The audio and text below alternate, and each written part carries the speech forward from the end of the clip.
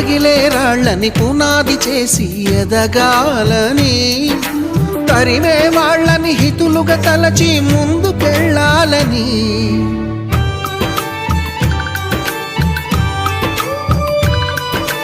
కన్నుల నీటిని కలల సాగుకై వాడుకోవాలని, కాల్చే నిప్పుని ప్రమిదగా మలచి కాంతి పంచాలని, గుండెతో ధైర్యం చెప్పెను, చూపుతో మార్గం చెప్పెను, అడుగుతో గమ్యం చెప్పెను. నేనున్నానని